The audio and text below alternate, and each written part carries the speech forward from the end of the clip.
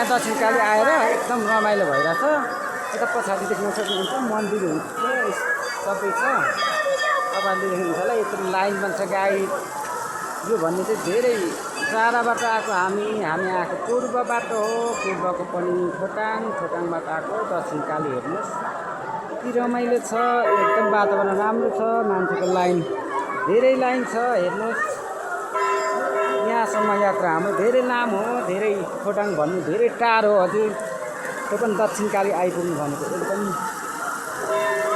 आत्माबाट सोचेर मनबाट मागेर हामीले यहाँ एकदम स्वच्छ मनले पूजा गरियो।